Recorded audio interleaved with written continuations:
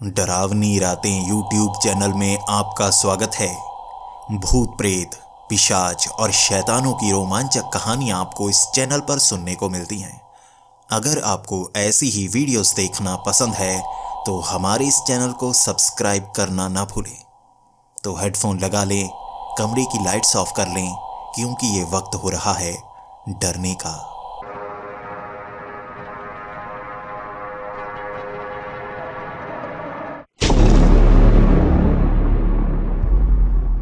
Hello दोस्तों, मेरा नाम एडवर्ड हीलियस है और मैं फिनलैंड का रहने वाला हूँ। सबसे पहले तो मैं आपको अपनी जानकारी देना चाहता हूँ। जब मैंने कॉलेज ख़त्म किया था, मैं जॉब की तलाश कर रहा था और मेरे एक रिश्तेदार ने मुझे एक ट्रैवल एजेंसी में लगवा ही दिया।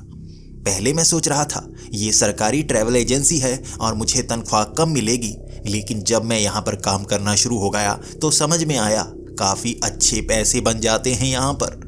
अब मेरी ज़िंदगी सरल हो गई थी। ढेर सारे पैसे मैं कमाने लगा था।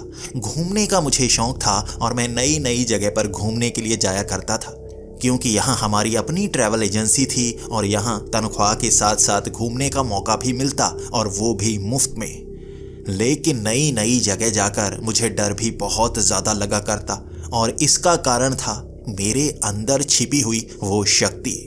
इस शक्ति के बारे में बचपन से ही मैंने किसी को नहीं बताया था। मैं लोगों के अंदर छिपे हुए शैतानों को देख सकता हूँ। कौन कितना बुरा होने वाला है मैं पहले ही पहचान जाता हूँ। मुझे लोगों के शरीर के अंदर दिखने लगता है कौन कितना बुरा होता जा रहा है। शैतान जैसे आंखों में घूरते हैं, वो असली चेहरे के पीछे छिपे होते हैं और मैं उन्हें पहचान सकता हूँ। बचपन से ही मैं उनसे डरता आया हूँ, उनसे दूर भागता आया हूँ। लेकिन जब मैं कॉलेज में पढ़ रहा था तब मैंने महसूस किया था एक शैतान लड़का जो मुझे बहुत ज़्यादा तंग किया करता था, और वो बाकियों को भी बहुत ज़्यादा तंग किया करता था।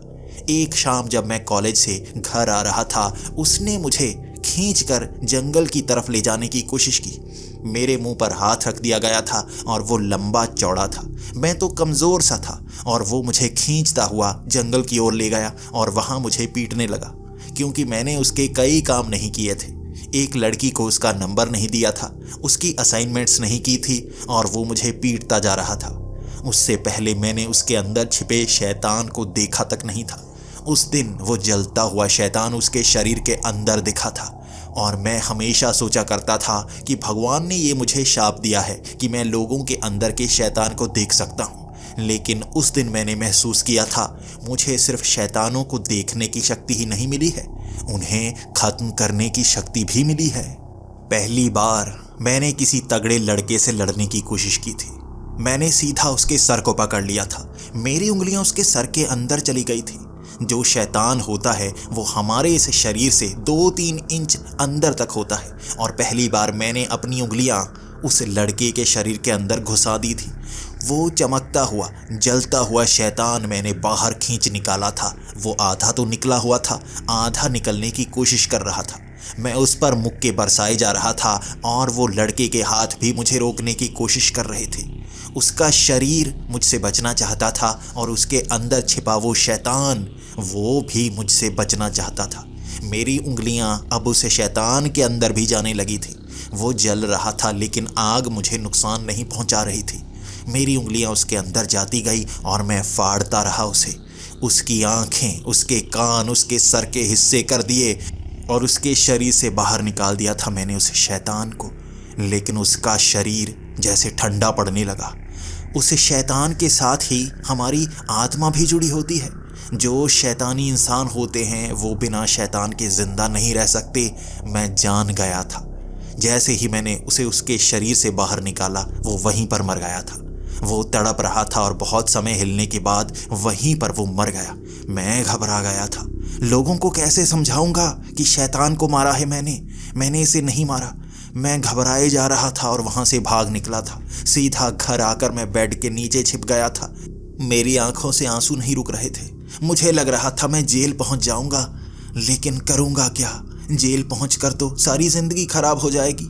माँ की मेहनत भी खराब हो जाएगी, जो मुझे समझाने की कोशिश करती रहती है कि लोगों से डरा मत करो, लोगों से झगड़ा मोल मत लो, बस अपनी जिंदगी जीना सीख लो। माँ ने मुझे बहुत समझाया था, लेकिन उस दिन मुझसे गलती हो गई थी। मैं डरा डरा उस रात सो भी नहीं पाया था और अगले दिन कॉलेज मुझे जाना था। मुझे लग रहा था शायद कोई सबूत ना हो किसी के पास और मैं बच जाऊं।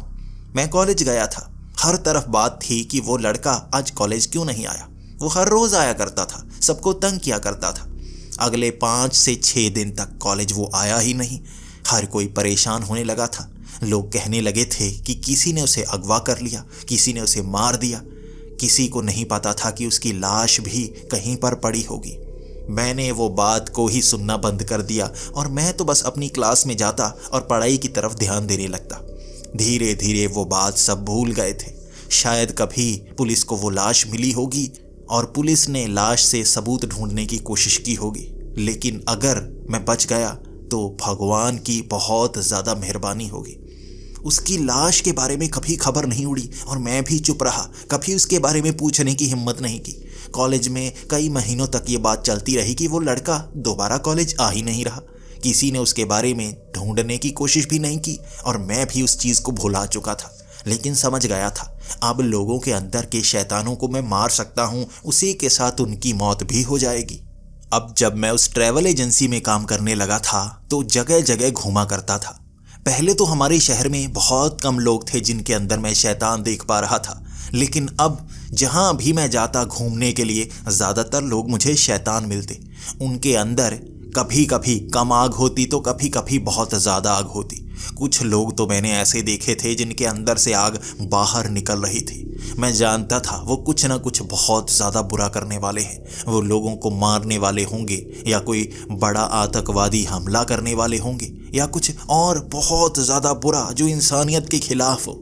लेकिन मैं डरा करता था। मैं उनसे मुकाबला नहीं कर सकता था। मैं उसे शैतान को मारता तो पुलिस मुझे पकड़ लेती और पहले ही एक लड़के को मारने के जुर्म से मैं बच चुका था। मैं बस चुपचाप वहाँ से आ जाता। लेकिन अगस्त का महीना था। ये 13 तारीख थी और हमारे उस ऑफिस में नया हेड आया था।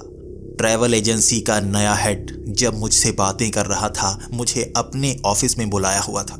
मेरी आंखों में देखकर वो बहुत सारी बातें कर रहा था। पहली बार मैंने किसी के अंदर लाल रंग का शैतान देखा था। जिंदगी में कभी लाल रंग का शैतान नहीं देखा था और उसे देखकर मुझे ये समझ में नहीं आ रहा था ये शैतान बुरा है या अच्छा है। पहली बार देख रहा हूँ।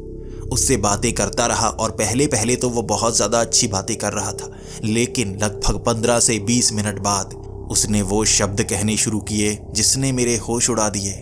उसने कहा था, हम यहाँ पर कब्जा करने वाले हैं, अब कोई नहीं रोक सकता। इंसानों के अंदर हम शैतान बसना शुरू हो जाएंगे। कितनों को मिटा पाओगे? हम धरती पर कब्जा करने वाले हैं। तुम्हारे पास कम समय बचा है।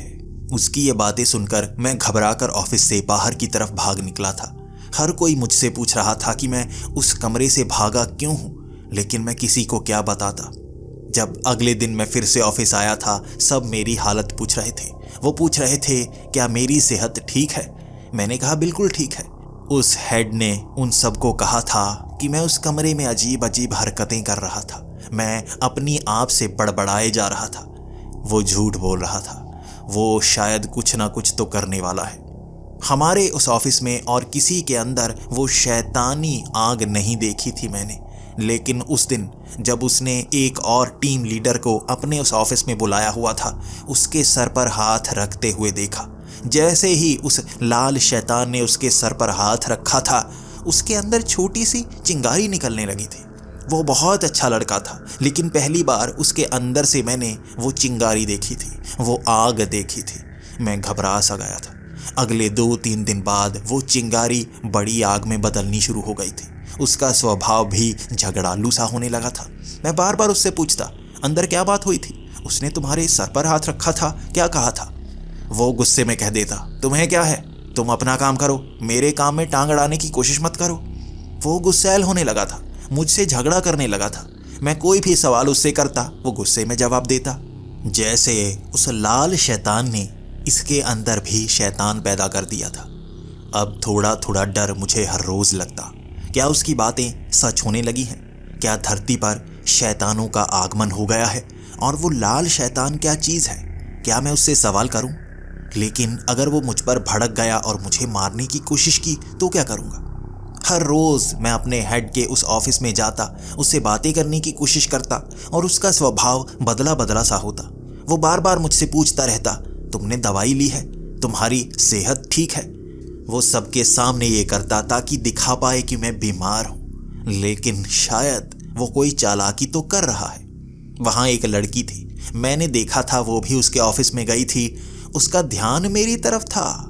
वो हमारे ऑफिस का हेड मेरी आंखों में देख रहा था, उस कांच वाली दीवार के पार, और उसने हाथ रखा था उस लड़की के सर पर और उसके अंदर भी चिंगारी निकलना शुरू हो गई थी।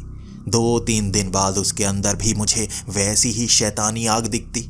वो धीरे धीरे आकार लेने लगती। वो भी अब झगड़ालू होने लगी थी। मैंने भी उससे पूछा था, वो सर ने तुम्हारे सर पर हाथ रखा था, क्या कह रहे थे? वो गुस्से में कहने लगी थी, तुम मत पूछो, तुम अपने काम से काम रखो, तुम बीमार हो। वो सबको कहा करता कि मैं बीमार हूँ, मेरी सेहत ठीक नहीं रहती। वो शायद मुझे काम से निकालना चाहता था। वो मुझे खुद से दूर करना चाहता था ताकि मैं उसकी चालबाजियाँ किसी को बता ना पाऊँ। इसके 10 दिन बाद जानबूझकर उसने मुझे एक गोवा की ट्रिप पर भेजा था। मैं पहली बार भारत जा रहा था और हमारे यहाँ पर कई भारतीय पर्यटक वहाँ घूमने जाना चाहते थे। मुझे उनके साथ उनका ध्यान रखना था और मैं भी पहली बार भारत पहुँचा था। जैसे ही मैं गोवा में गया, ये जितने भी हमारे कस्टमर थे सब भारतीय थे, लेकिन हमारे उस देश में रह रहे थे। वो कब से यहाँ घूमने की ख्वाहिश रख रहे थे और उन्होंने हमारी उस कंपनी से चेकआउट किया था। मैं वहाँ गोवा में उन्हें घुमा रहा था और किसी के अंदर भी मुझे कोई आग नज़र नहीं आई थी, इसलिए मैं बहुत ज़्यादा खुश था। एक फार्म हाउस में वो सब कस्टमर वहीं पर रहने वाले थे, लेकिन एक सुबह जब मैं उठा था, हर किसी के शरीर के अंदर से एक चिंगारी दिखने लगी थी। मैं घबराने लगा था, ये कैसे हो गया? इनके अंदर पहले तो मुझे आग नज़र नहीं आई थी, अब ये चिंगारी दिखने लगी है। वहाँ पर हमारे ऑफिस का वो हेड भी आया हुआ था। उसने कहा था, सरप्राइज, मैंने तुम्हें बताया नहीं, मैं भी यहाँ इनके साथ ही आया हुआ हूँ। मैं जान गया था ये यहीं पर होना चाहिए। कैसे कोई किसी के अंदर चिंगारी भर सकता है, किसी अच्छे इंसान को शैतान बना सकता है? शाम होते होते उनके अंदर की वो चिंगारी एक बड़ी आग में बदल चुकी थी। वो बहुत बड़ी आग थी। वो अपने कमरे में अजीब अजीब हथियार देखते रहते जो उन्होंने बैग में भरे हुए होते। मैं उसकी होल से देखता कि वो करने क्या वाले हैं। उनके पास बहुत सारे हथियार थे और शायद वो यहाँ पर लोगों को मारने वाले थे। इसके बाद साउथ गोवा को चुना गया। ये वो इलाका था जहाँ बहुत कम लोग आते हैं। वहाँ बीच जो बिल्कुल खाली है वो बुक कर लिए गए थे। वहाँ पार्टी होने वाली थी और ये पार्टी भी रात को होने वाली थी। मुझे वहाँ पर बुलाया नहीं गया था। मेरे बॉस ने कह दिया था कि तुम्हें वहाँ पर आने की ज़रूरत नहीं, और यही कारण था कि मैं छिपते छिपाते रात को 11 बजे वहाँ पहुँच गया था। कुछ ना कुछ तो बुरा होने वाला है, मुझे जानना होगा। जब मैं वहाँ पहुँचा था, उस पार्टी में हर किसी के शरीर के अंदर से आग ही आग निकल रही थी। शैतान उबाल मार रहा था। वो बार बार आसमान की तरफ गोलियां चलाए जा रहे थे। उनके अंदर से लाल लाल रोशनी निकलना शुरू हो गई थी और मेरा बॉस बिल्कुल सामने खड़ा माइक पर स्पीच दे रहा था। वो शब्द शायद उनके शरीर के अंदर लाल रंग के शैतान को पैदा कर रहे थे। वो आग अब लाल रंग की होने लगी थी। मैं जान गया था ये बढ़ने वाले हैं, इन्हें रोकना होगा, लेकिन मैं रोकूंगा कैसे? इन्हें जान से तो मारना ही होगा, मुझे ये काम करना ही होगा। लेकिन तभी ऊपर माइक पर मेरा बॉस बोला था, अभी मुझे जाना होगा, मैं यहाँ से निकलने वाला हूँ, आप यहाँ पार्टी को एंजॉय करिए। मैं जो करना चाहता था कर चुका हूँ। 10 मिनट के अंदर वो गाड़ी लेकर निकल गया था और अब इन सब को रोकने का काम मेरा ही था। मैं उसे भी यहीं पर मारना चाहता था, लेकिन अब सिर्फ इन्हें मारना होगा। उनके हाथ में अजीब सी आग लगी हुई बंदूकें थी और एक लड़की से मैंने वो बंदूक छीन ली। उससे आग निकल रही थी और वहाँ से जलती हुई गोलियाँ निकल रही थीं जो मैं उन पर बरसाए जा रहा था। हर गोली उनके सर पर मारी थी मैंने। मैं गोलियां बरसाता जा रहा था और वो बड़ी आसानी से नहीं मर रहे थे। जैसे किसी बंदूक की गोली अगर सर पर लगती है तो बंदा 1 मिनट में मर जाता है। वो तड़पते, बार बार भागने की कोशिश करते, लेकिन वो गोली उनके शरीर के अंदर वो आग को बुझाती चली जाती। धीरे धीरे वो आग खत्म होती चली जाती और वो एक कोने में जाकर गिर जाते। मैं वहां पर गोलियां बरसाता जा रहा था और 16 से 18 लोग थे जिन्हें मैंने मार डाला था। उसके बाद उस बंदूक को वहीं पर रख दिया था। आंखों से आंसू आ गए थे मेरे। मैं घबराया हुआ ये सोच रहा था अब करूं तो करूं क्या, लेकिन वो सब वहां पर लेट चुके थे। मेरे हाथ में जो बंदूक थी वो पहले जल रही थी और शायद जैसे ही मैंने शैतानों को खत्म किया वो भी गायब हो गई थी। एक पल के लिए मैंने सोचा, जब सबूत ही खत्म हो चुका है तो कौन गवाही देगा। मैं यहां से बच निकलूंगा और अगर किसी ने पूछा तो मैं कह दूंगा कि मेरा बॉस था यहाँ पर। मैं तो इस पार्टी में इनवाइटेड भी नहीं था। किसी ने मुझे नहीं देखा। जिसने देखा मैं सबको मार चुका हूँ। सब भारतीयों को मैंने मार दिया था। वो शैतान बनने वाले थे। मैं वहाँ से निकला। मैं एक बाइक लेकर आया था। वो बाइक लेकर सीधा मैं अपने होटल में पहुँच गया और बार बार भगवान का नाम लेता रहा। भगवान मेरी मदद करो, मैं कोई केस नहीं चाहता, भगवान मेरी मदद करो। अगली सुबह तक मैं भगवान का नाम लेता रहा और शायद भगवान ने मेरी मदद कर दी थी। वहाँ ना कोई खबर आई और मुझे मेरी एक कलीग ने कह दिया था, तुम्हें जल्दी यहाँ पर वापस आना होगा, यहाँ बहुत ज़रूरी काम है। मैंने बड़ी जल्दी टिकट बुक करवा ली थी। किसी को कोई भनक तक नहीं लगी और मैं वापस आ गया। मैं उस बारे में किसी से सुनना तक नहीं चाहता था, लेकिन जब मैं उस ऑफिस में पहुंचा, मेरा वो बॉस कह रहा था, कितने लोगों को मारोगे? मैं उन शैतानों को बनाता रहूंगा। कितने लोगों को मारोगे? मैं उसकी आंखों में झांकते हुए कहने लगा था, मैं सबको खत्म कर दूंगा। मैं इस दुनिया को बर्बाद नहीं होने दे सकता। उसकी हंसी हर तरफ गूंज गई थी, लेकिन वो हंसी जैसे सिर्फ मुझे सुनाई दे रही थी। किसी ने उस हंसी की तरफ ध्यान तक नहीं दिया था। मैं बच गया था। किसी ने सवाल तक नहीं किया, लेकिन मेरे बॉस ने ज़रूर कह दिया था कि तुमने उनको तो मार दिया, अब और बहुत सारे आएंगे, तुम सबको मार नहीं पाओगे। वो पुलिस को गवाही भी नहीं दे पाया और मैं अपने देश वापस आ चुका था। शायद मुझ पर कोई केस नहीं होता क्योंकि सबूत नहीं छोड़े थे मैंने। यहाँ तो बहुत दूर किसी को खबर भी नहीं मिली और मैं चुपचाप काम करता रहा। लेकिन मुझे अपने बॉस पर बहुत ज़्यादा शक था। वो नए शैतानों को बनाएगा। वो दूसरी दुनिया से आया कोई शैतान है, लाल शैतान। वो मेरे कलीग्स को भी धीरे धीरे शैतान बनाता जा रहा है, लेकिन वो समझ क्यों नहीं रहे। अब समय बदलने लगा था। लगभग 15 दिनों बाद हमारे ऑफिस में काम करने के लिए नए लड़के भर्ती हुए थे और उनके अंदर कोई आग नहीं थी, लेकिन मेरे बॉस ने उनके अंदर भी एक अजीब सी आग पैदा कर दी थी। ये लाल रंग की आग थी, लेकिन ये अधूरी सी थी, आधी। सिर्फ ऊपरी हिस्से में ये आग नजर आती और वो भी मुझसे झगड़ा करने की कोशिश करते। मैं जानता था शैतानों की मुझसे नहीं बनेगी और सिर्फ मैं ही उन्हें खत्म कर सकता हूँ। जब वो मेरे बॉस से अपने ऑफिस में बात कर रहे थे तो मैं भी ऊपर एयर वेंट में छिपकर उनकी बातें सुन रहा था। मैंने सुना था वो शहर में बम लगाने वाले थे। इसने उन्हें शैतान बना दिया था और वो बम से इस शहर में मासूम लोगों को मारने वाले थे। उससे पहले मुझे इन्हें रोकना होगा। मैं सीधा पुलिस स्टेशन पहुंच गया था। मैंने ये कंप्लेंट लिखाई थी कि मेरे ऑफिस में नए लड़के भर्ती हुए हैं और मुझे लगता है वो शहर में आतंक मचाने वाले हैं। आपको मेरे ऑफिस की तलाशी लेनी होगी और वहाँ पर आपको कोई ना कोई सबूत ज़रूर मिल जाएगा। कोई ना कोई बारूद तो वहाँ पर मिलेगा ही।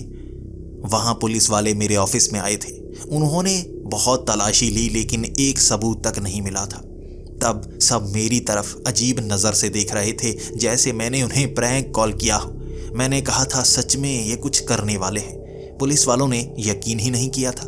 अब मैं क्या कर सकता था। मेरा बॉस मेरी तरफ तिरछी नज़र से देख रहा था, जैसे वो ये सोच रहा हो मुझे कैसे पता चल गया।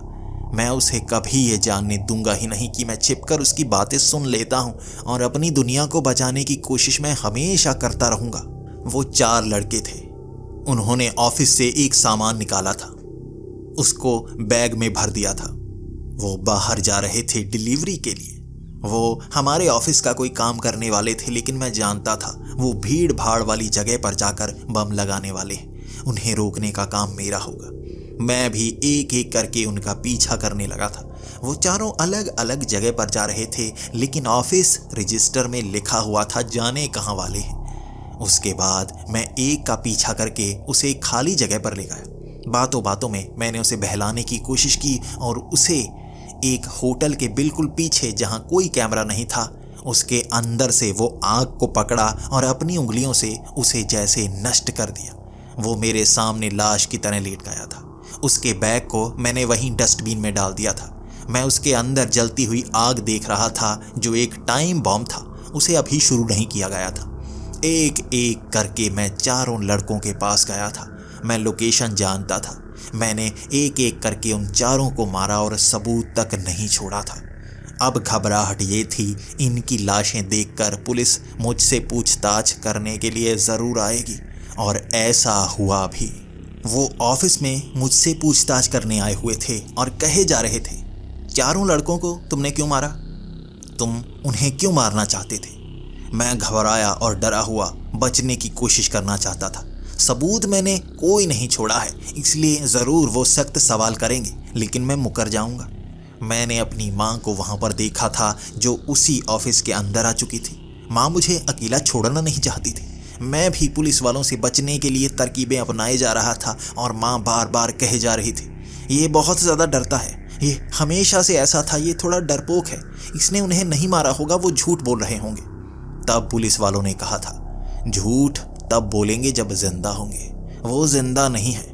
इनका झगड़ा क्यों हुआ था हम जानना चाहते हैं। माँ मेरी तरफ देख रही थी और मैंने भी कह दिया था, मुझे लगा था ये कुछ करने वाले हैं, इसलिए मैं यहाँ पुलिस को बुलाया था। लेकिन अब उनसे झगड़ा कोई नहीं बचा और चारों को मैं कैसे मार सकता हूँ? उनके शरीर पर कोई घाव नहीं था, पुलिस वालों ने यह कहा था, और मैंने नजरें झुका ली थी। अगर घाव नहीं था तो किसी ने मारा कैसे होगा? इस सवाल का जवाब पुलिस वालों के पास भी नहीं था।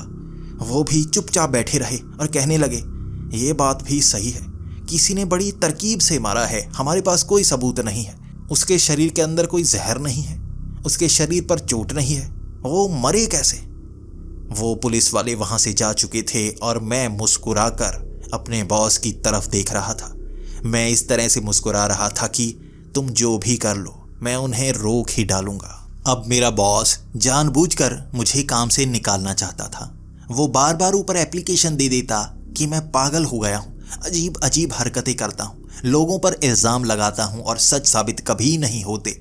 वो मुझे काम से निकालने की हर कोशिश कर रहा था और मैं बचने की कोशिश भी कर रहा था। उसके पास रहूँगा तभी तो अपने शहर को, अपनी दुनिया को बचा पाऊँगा। उससे दूर हुआ तो वो पता नहीं क्या क्या कर देगा। मैं वहीं पर बैठा ये तरकीब लगाए जा रहा था और मुझे यहाँ से निकालने के ऑर्डर आ गए थे। मैं उस कागज़ के पन्ने को देखकर बहुत ज़्यादा घबरा गया था।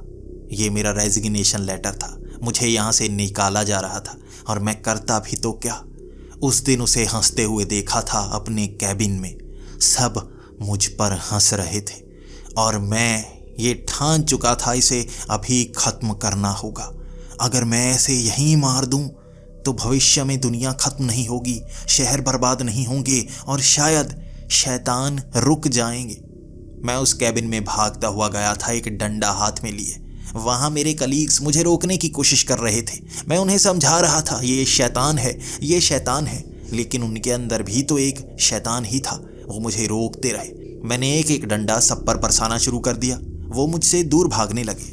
तब मैंने वो डंडा अपने उस बॉस पर मारने की कोशिश की, लेकिन उसे चोट नहीं लग रही थी। वो हंसता जा रहा था और उसने वो डंडा पकड़ लिया और मुझ पर बरसाने की कोशिश की। उससे पहले कि वो मुझे मारता, मैंने उसके शरीर के अंदर की लाल शैतान को पकड़ लिया। उसके सर में वो उंगलियां गड़ाईं और उसके बाद उस शैतान को बाहर निकाल लिया। मैं जानता था ऊपर कैमरे लगे हुए हैं और सबके सामने आ जाएगा कि मुझ में कौन सी शक्तियां हैं, लेकिन फिर भी मैं इसे खुला नहीं छोड़ सकता। ये आखिरी दिन है मेरा ऑफिस में। उसे शैतान को मैं आधा बाहर निकाल चुका था और अपनी उंगलियों से फाड़ कर रख दिया। आंखें नोच डाली, सर अलग कर दिया, धड़ अलग कर दिया और मेरा वो बॉस अब अकेला शरीर बचा था। उसके अंदर के लाल शैतान को मैंने खत्म कर दिया और मेरे सामने वो ज़मीन पर लेट गया। उसकी धड़कनें बंद हो चुकी थी, वो मर चुका था और मेरे कलीग्स ने मुझे रोकने की कोशिश की, मुझे पकड़ने की कोशिश की। मैं इन शैतानों को भी रोकूंगा, मैं उन्हें मारता उससे पहले ही उनकी संख्या बढ़ने लगी थी। वो आवाज़ें लगा रहे थे और हमारे ऑफिस के साथ बने कई ऑफिस के लोग भी वहाँ पहुँच गए थे। हर कोई मुझे पकड़ रहा था। उनसे बचने के लिए मैं धक्का मारकर उस दरवाजे के रास्ते से बाहर निकल गया था। जब मैं भाग रहा था, हर तरफ लाल आग दिखी थी, हर किसी के अंदर लाल आग जाग उठी थी। शायद उस शैतान ने जो करना था वो कर चुका। अब उसकी मौत के बाद भी वो शैतान धरती पर ही है और मैं पकड़ नहीं हो सकता। इन्हें मारे बिना मैं ख़त्म नहीं हो सकता, वरना हमारी धरती ख़त्म हो जाएगी। वहीं दरवाजे के रास्ते से मैं भागने लगा था। वो मुझे पकड़ने की कोशिश कर रहे थे। मैंने यहाँ एक आदमी को मारा था और सबूत सबके सामने थे। कैमरे में रिकॉर्ड हो गया होगा। अब मैं भाग रहा था सीधा घर की ओर। इससे पहले कि पुलिस मुझे पकड़ती, माँ से एक बार मिल लूँ, उसके बाद यहाँ से दूर निकल जाऊँगा। छिपता रहूँगा, बचता रहूँगा, अपना काम करता रहूँगा। मैं सीधा अपने घर पहुँच गया था और मेरी माँ घबराई घबराई देख रही थी। क्या हुआ? क्या किया तुमने? मैंने कह दिया कि मैंने अपने बॉस को मार दिया, उसके अंदर के वो लाल शैतान को ख़त्म कर दिया, लेकिन वो शैतान और लोगों में पहुँच चुका है। हमारी ये धरती ख़त्म होने वाली है। माँ मुझे गले से लगाने की कोशिश कर रही थी, लेकिन बाहर पुलिस के सायरन बजने लगे थे। पुलिस वहाँ आ गई थी और शायद माँ भी चाहती थी कि मैं पकड़ हो जाऊँ। मैं कहता रहा, पुलिस आ गई, मुझे भागने दो। माँ कहने लगी, कोई पुलिस नहीं आई, तुम्हारे कान बज रहे हैं। तभी दरवाज़ा खुला था और पुलिस कमरे के अंदर आने की कोशिश कर रही थी। मैं खिड़की के रास्ते से बाहर भाग गया था। माँ आवाज़ें लगाती रही थी, मैं सुन नहीं रहा था। मुझे इस दुनिया को बचाना होगा, रिश्ते नाते भूलने होंगे, ये सोचकर मैं उन घरों के पीछे से निकल गया था। पुलिस शायद मेरा पीछा कर रही होगी, लेकिन यहाँ के शॉर्टकट मुझे सबसे ज़्यादा पता थे। बचपन मैंने यहीं गुजारा था। यहाँ कई ऐसी छोटी छोटी जगह हैं जिनके बीच से मैं निकल जाऊँगा और कोई पता तक नहीं कर पाएगा। वहाँ घरों के पीछे से मैं जंगल की ओर निकल गया था। जंगल में मुझे वो जलते हुए इंसान दिख रहे थे। अब उनको शरीर की ज़रूरत नहीं थी, वो चलती हुई आग जैसे आगे बढ़ रही थी। जिस भी इंसान को वो आग छूती, वो भी वैसा ही भयानक शैतान बन जाता और वो मुझ पर गुस्सा होने लगते, मुझसे झगड़ा करने लगते। मैं हर किसी को मारने की कोशिश नहीं करना चाहता था। जो ज़्यादा बहस करते, मैं उनके सर पकड़ता, उनके अंदर से उस आग को ख़त्म कर देता, चिथड़े कर देता और वो शरीर वहीं लेट जाते। मासूम लोग ही थे अगर उनके अंदर शैतान ना आया होता, लेकिन मुझे तो शैतान को ख़त्म करना है ना। मैं लाशें बिछाता जा रहा था, बिछाता जा रहा था। 2 पुलिस वाले जो उस जंगल में मुझे पकड़ने के लिए आए हुए थे, उन्हें भी मैंने मार डाला था। वहीं उनके अंदर की उस आग को ख़त्म कर दिया था। बस मैं उन्हें नहीं मारना चाहता था जिनके अंदर कोई शैतान ना हो। शैतानों की संख्या बढ़ने लगी थी। हर किसी के अंदर लाल रंग का शैतान दिखने लगा था। बहुत कम लोग थे जिनके अंदर कुछ नज़र ना आता। मैं छिपता रहता।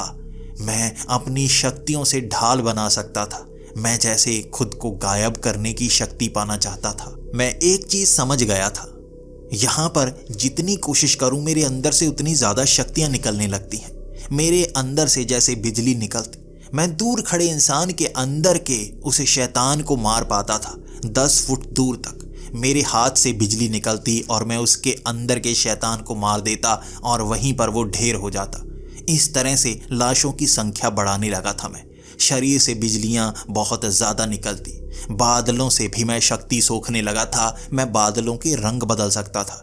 कड़कड़ाती बिजली जो उन बादलों से निकल रही होती, मैं हाथ ऊपर की तरफ करता, वो बिजली ही सोख लेता। मुझ पर वो बिजली गिरती और उसके बाद मेरे हाथ से वो बिजली निकलने लगती, जो मैं लोगों पर डालकर उन्हें मारता जाता। लाल रंग के शैतानों को मैं शिकार बनाना चाहता था और मैं ये करता जा रहा था, लेकिन वो शैतानों की संख्या बढ़ती जा रही थी। उसके अगले दिन मुझे पकड़ने के लिए उन जंगलों में कोई पुलिस वाला नहीं था। ऐसा नहीं हो सकता कि कोई कातिल जंगल में घूम रहा हो और उसे पकड़ने के लिए पुलिस ने कोई प्लान ना बनाया हो। दोपहर तक मैं जंगल में घूमता जा रहा था, फलों को खा रहा था और उसी से पेट भर रहा था, लेकिन कोई पुलिस वाला वहां पर नहीं आया। छिपते छिपते मैं दोबारा उसी शहर की तरफ गया। जैसे ही मैं शहर में पहुंचा, मैं जान गया था शहर में क्या हो रहा है। मैंने अपनी आंखों के सामने उस आग जैसे इंसानों को नॉर्मल इंसानों से लड़ते हुए देखा। वो उन्हें मारने की कोशिश कर रहे थे। गाड़ियां तो चल रही थी, लेकिन उनके अंदर आग लगी हुई थी। घरों के अंदर से रोशनी निकल रही थी, जैसे लोग आपस में लड़ रहे हों। घर उड़ रहे थे, आग के कारण धमाके हो रहे थे। यहाँ जंग लगी हुई थी। शायद आर्मी वाले भी इनसे लड़ने की कोशिश कर रहे होंगे। बहुत सारी चीज़ें थी जो यहाँ पर थीं, लेकिन जल रही थी। मैं शहर के अंदर घुसता गया। यहाँ कई लोग तड़प तड़प कर मेरे करीब आते, मुझे पकड़ने की कोशिश करते। मैं उन्हें धक्का देकर आगे चला जाता। किसी का चेहरा देखा नहीं जा रहा था, क्योंकि अंदर से बहुत तेज़ भयानक आग निकलने लगी थी। मैं किसी को पहचान नहीं पा रहा था। किसी की आवाज़ पहचान में आती, मैं सोचता रह जाता, लेकिन उनसे दूर भाग जाता। अब समय पहचान करने का नहीं है। मैं सोचूंगा क्या मैं कर सकता हूँ, क्या इन शैतानों को रोका जा सकता है, क्या मैं अपनी दुनिया को बचा सकता हूँ। मुझे कोशिश तो करनी ही होगी। तभी किसी ने मेरा हाथ पकड़ लिया था। मुझे नहीं पता ये कौन था। उसके अंदर से आग निकल रही थी, वो शैतानी, लेकिन पीले रंग की आग थी। उसकी आवाज़ पहचान में आई। ये मेरी माँ थी। मेरी माँ मेरी कलाई पकड़कर मुझे रोकने की कोशिश कर रही थी, लेकिन मैं भी कहने लगा था, मैं नहीं रुकने वाला। इन शैतानों को रोकना होगा, वरना दुनिया खत्म हो जाएगी। लेकिन माँ की आवाज़ आई थी, तुम्हें रुकना होगा, तुम भाग नहीं सकते, तुम्हें यहीं रहना होगा, दोबारा तुम दूर नहीं जा सकते। वो आवाज़ भारी होती रही और वो आग पीले रंग से बदल कर लाल रंग की हो गई थी। बहुत भयानक चमकीली आग। ये शैतान था, उसके सींग निकल आए थे। मेरी माँ एक शैतान के रूप में थी और मैं डर कर पीछे गिर गया था। मेरी माँ की आवाज़ में वो शब्द मेरी कानों में गूंजने लगे थे, तुम्हें क्या लगता है तुम्हारे अंदर ये शक्ति कैसे आई? मेरे कारण आई। दो ही रूप में यहाँ शैतान आया था। एक को तो तुमने खत्म कर दिया, लेकिन मुझे तुम कभी पहचान ही नहीं पाए। तुम्हारी माँ के रूप में तुम्हारे करीब रहा, तुम्हें जन्म दिया, इसीलिए तुम में भी वो शक्तियाँ आईं। तुम हो जो मुझे रोक सकते हो। मेरा आधा हिस्सा तुम खत्म कर चुके हो, और अगर मुझे खत्म कर दिया तो मुझे रोक लोगे। ऐसा मैं होने नहीं दे सकता। मैं सोच में पड़ गया था, क्या मुझे ये करना चाहिए या नहीं। मेरे माँ के शरीर के अंदर वो लाल शैतान था और मैं जान भी गया था उसे खत्म करते ही यहाँ से शैतानों का अंत कर सकता हूँ। मैं उठा था और तभी सफ़ेद कपड़े वाले कुछ लोगों ने मुझे पकड़ लिया था। ये जैसे डॉक्टर लग रहे थे या नर्स होंगी। वो सब मुझे बार बार पकड़े जा रहे थे और उनके अंदर से भी थोड़ी थोड़ी लाल रंग की रोशनी निकल रही थी। वो मुझे शायद अपनी माँ को मारने नहीं देते, लेकिन अंत ऐसे ही हो सकता था। मैं दुविधा में था और उनसे बचने के लिए हर कोशिश करता रहा। उनके हाथ में एक इंजेक्शन था। उस इंजेक्शन के अंदर अजीब सी रोशनी निकल रही थी। मैंने कहा, ये क्या है? ये मुझे क्यों लगाना चाहते हो? तब मेरी माँ के शरीर में वो शैतान बोला था, इसी से तो यहाँ शैतान बनाए जा रहे हैं। ये सरकारी अस्पताल, वहाँ ये शैतानी इंजेक्शन पहुँच चुके हैं। मैं अपने पास हमेशा उसे रखता हूँ। तुम्हारे ऑफिस में भी मेरा आधा हिस्सा तुम्हारे बॉस के रूप में उन इंजेक्शन को अपने हाथ में रखता था। जिसे भी लगाया जाता वो भी मेरे जैसा ही शैतान बन जाता। वहाँ इसीलिए सर पर हाथ रखकर सबको मैं शैतान बना रहा था। ये भारी से शब्द थे और इन्हें सुनकर मैं डर गया। मेरी माँ के शरीर में वो शैतान अब मुझसे दूर जा रहा था और वो आँखों से जैसे पीले रंग की रोशनी नीचे की तरफ बरसा रहा था। वो देखी नहीं जा रही थी, बार बार मेरी आंखें बंद हो जाती और ये डॉक्टर के कपड़ों में शैतान मुझे इंजेक्शन लगाने की कोशिश कर रहे थे। मुझे भी उनके जैसा बनाने की कोशिश कर रहे थे। मैं ये करने नहीं देना चाहता था। उन्हें मैं लातों से मारने लगा। मैं उनके अंदर के उस शैतान को पकड़कर बाहर लाना चाहता था, लेकिन एक साथ अगर कई लोग मेरे सामने आ जाएं तो मैं कुछ नहीं कर सकता। बार बार वो मेरे हाथों को पकड़ लेते, मेरी टांगों को पकड़ लेते। मैं उनसे बचने की हर कोशिश करता रहा लेकिन कर नहीं पाया। वो इंजेक्शन मेरी गर्दन में लगाया गया था और उसके बाद मेरा शरीर ठंडा पड़ने लगा था। मेरी आंखों से आंसू निकल आए थे। मैं दुनिया को बचाने की जितनी भी कोशिश करता, मैं हार चुका था। मुझे वहीं स्ट्रेचर पर बांध दिया गया और एक जलती हुई एम्बुलेंस आई। उसके अंदर मुझे डाला जा रहा था और मैं बेहोशी से जैसे आंखें बंद कर गया। जब मेरी आंखें खुली, मैं उस अस्पताल के अंदर था। मैं बार बार इधर उधर झांक कर ये देखने की कोशिश कर रहा था, यहाँ कितने शैतान हैं, क्या मैं भी शैतान बन चुका हूँ? वहाँ सफ़ेद कपड़ों में एक डॉक्टर आया था जिसके शरीर के अंदर से जैसे पीले रंग की रोशनी निकल रही थी। मैं उसे पकड़ने की कोशिश तो करता लेकिन मेरे टांगे, मेरी बाजू बांध ही जा चुकी थी। मैं हिलने की कोशिश करता रहा, मैं तोड़ने की कोशिश करता रहा, मैं अपने शरीर से बिजली निकालने की कोशिश करता रहा लेकिन कुछ नहीं हो पा रहा था। शायद ये उस इंजेक्शन का असर था। शरीर मेरा बहुत ज़्यादा कमज़ोर सा हुआ पड़ा था। वो भी जो कहने लगा था वो हैरानीजनक था। ज़्यादा कोशिश मत करो, इंजेक्शन का असर ज़्यादा हो रहा है। मेरी बात समझने की कोशिश करो, मेरी बात समझने की कोशिश करो। तुम्हें जो भी नज़र आ रहा है वो सिर्फ तुम्हारे दिमाग में है। तुम्हें मेंटल डिसऑर्डर है जिस कारण तुम चीज़ें देखते हो। तुम्हें लगता है वो शैतान है लेकिन असल में वो मौजूद नहीं है। मेरी बात समझने की कोशिश करो। वो ये सब कहे जा रहा था लेकिन मैं उसकी बात नहीं मान सकता था। मैं कहने लगा, नहीं, शैतान धरती पर कब्जा करने वाले हैं और मैं तुम्हें रोक कर रहूँगा। तुम इस तरह मुझे बहका नहीं सकते। मैंने तुम्हारे कई साथियों को मार दिया है। जो भी लाल शैतान में बदलेगा मैं उसे मार डालूंगा। लेकिन वो डॉक्टर कहता रहा था, किसी को नहीं मारा तुमने। समझने की कोशिश करो। अगर तुम मान लोगे कि तुम्हारे दिमाग में ये परेशानी है तो तुम ठीक हो सकते हो, वरना तुम कभी ठीक नहीं हो सकते। एक पल के लिए मैं सोचने लगा था, क्या ये सच तो नहीं? तभी मेरे कमरे में मेरी माँ भी आई थी। मेरी माँ के अंदर मुझे वो लाल शैतान दिख रहा था लेकिन फिर भी मैं आंखें बंद करके कहने लगा था, मुझे बताओ, सच क्या है, मुझे बताओ। मेरी माँ ने भी कहा था, तुम्हें सच में ये परेशानी हमेशा से है। तुम इन चीज़ों के इलाज को भूल जाया करते हो। तुम्हें लगता है कि तुम खास हो लेकिन नहीं, तुम्हें कोई शैतान नज़र नहीं आते। तुमने कुछ नहीं किया। यकीन करो, अगर तुम मान लोगे तुम्हारा इलाज करवाया जा सकता है। डॉक्टर ने कहा था जब तुम अपना पूरा गुस्सा निकाल लोगे उसके बाद ही तुम्हारा इलाज करवाया जा सकता है।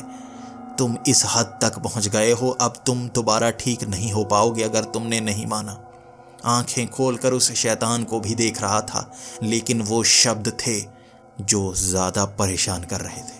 मैंने कहा, नहीं, ऐसा नहीं हो सकता, तुम झूठ बोल रहे हो। मैंने कितने लोगों को मारा है, क्या वो वापस आ सकते हैं? मैंने अपने स्कूल में सबसे पहले मारा था जो मुझे तंग किया करता था। ऑफिस में मैंने अपने बॉस को मारा, अपने कलीग्स को मारने की कोशिश की। मैं गोवा गया था, वहाँ लोगों को मारा। मैं उन शैतानों को ख़त्म कर चुका हूँ। मैं ठीक नहीं हो सकता। मैंने बहुत लोगों को मारा है। उसके बाद उस कमरे में जो हुआ था, मेरे पैरों तले ज़मीन खिसक गई थी। मेरा बॉस मेरी आंखों के सामने खड़ा था, मेरे कलीग्स मेरे सामने खड़े थे। वहाँ पर वो लड़का भी था जिसे मैंने कॉलेज में मौत के घाट उतार दिया था, उसके अंदर के शैतान को मार दिया था। वहाँ वो कस्टमर भी थे जिन्हें गोवा में मैंने गोलियों से भून दिया था। सब मेरी आंखों के सामने जिंदा थे। तब डॉक्टर ने कहा था, तुमने किसी को नहीं मारा, तुम्हें मेंटल डिसऑर्डर है। तुम चीज़ों को अपने मन में बनाने लगते हो, तुम में कोई शक्तियाँ नहीं हैं, यकीन करो। मैंने कहा, तू कॉलेज में ये कहाँ चला गया था? मुझे बताया गया कि वो नशों की तस्करी किया करता था। वो जंगल में नशे बेचा करता था और वहाँ जब मैंने उसे 2 घूंसे मारे थे वहीं पर वो रोने लगा था और उसके बाद उसकी जेब से कुछ नशे की पुड़ियाँ गिर गई थी जिसे बाद में पुलिस ने पकड़ लिया और उसे 6 महीने की सज़ा हुई थी। इसीलिए वो कभी कॉलेज में नहीं आया था। गोवा में वो पर्यटक गए तो थे, मैं बस उनके सामने खाली हाथ घुमाता रहा था। वो सब मुझ पर बहुत ज़्यादा हंसे थे और उन्होंने मेरा बहुत मजाक उड़ाया था। मुझे लगा था कि मैंने उन सबको मारा है, लेकिन असल में वो बस उस रात मुझ पर हंसते ही रहे थे। मैं वहाँ से डर कर अपने कमरे में आ गया था। हर चीज़ जो मेरी आंखों के सामने घटी वो मेरे दिमाग की बनावट थी। मैंने कभी किसी के शरीर के अंदर से किसी शैतान को नहीं मारा था। मैं बस उन्हें कानों से पकड़ता और वो मुझे पागल समझने लगते। हर किसी को पता था कि मेरे दिमाग में ये परेशानी चल रही है, इसलिए वो मेरा मुकाबला नहीं करते और मैं पागलों की तरह हाथों को घुमाता जाता। 3 दिन उस जंगल में भटका था। मैं सोचता रहा था मेरे शरीर से बिजली निकलती है, आसमान से बिजली निकलती है। वहाँ कई लोग जो जंगल में घूम रहे थे मुझे देख देख कर हंसा करते थे। देखो पागल क्या कर रहा है। आज उनकी बातें सुनकर बार बार ऐसा लग रहा था कि मैं जान गया हूँ सच्चाई क्या है। आज मुझे जो इंजेक्शन दिए गए थे, जो मेडिसिन्स दी गई थी, शायद उसका असर था कि मुझे मानने को ज़्यादा कोशिश नहीं करनी पड़ी। उनके शरीर के अंदर से निकलती हुई आग भी जैसे धीमी हो गई थी और गायब हो गई थी। ऐसा लग रहा था मैं उन्हें बुरा ना मानूं तो आग दिखती ही नहीं। मेरे मन का भ्रम था, मेरा पागलपन था। एक पागल किस तरह से सच्चाई से परे जाने लगता है, मैं समझने लगा था। मेरी वो बीमारी जो बचपन से मुझे इस तरह के दृश्य दिखाती है, मैं उसे सच मान ही नहीं पाया और इलाज तभी होता जब मैं इसके चरम पर पहुंच जाता। और आज शायद मैं इसके चरम पर पहुंच गया था। उसे शैतान को रोकने के लिए मुझे ये सब शायद करना ही था। 6 महीने मैं उस अस्पताल में रहा था। मेरा इलाज चला था। मैं उन चीज़ों से दूर होने की कोशिश करता रहा था और बार बार वो चीज़ें मुझे दिखने लगती। मैं कहता ये झूठ है, सच नहीं हो सकता, शैतान की ये चीज़ें झूठी हैं। धीरे धीरे 6 महीने बाद मुझ में सुधार आया था। जब मुझे छुट्टी मिली थी तो कहा गया था जो भी दिखे सच मानना नहीं है। अब जाकर मुझे इस दुनिया में रहने का असली मज़ा आना शुरू हुआ है। कभी कभी वो दृश्य दिखते हैं, लेकिन जब मन को समझाता हूँ वो दिखने बंद हो जाते हैं। आपको बता नहीं सकता, अगर आप किसी मानसिक बीमारी से गुजर रहे हो तो सब कुछ सच लगने लगता है, किसी पर आप यकीन नहीं करते। मेरी ये कहानी भी बहुत अजीब लगी होगी आपको, लेकिन मानसिक बीमारी इतनी छोटी नहीं होती। जिन्हें होती है उन्हीं को पता होता है।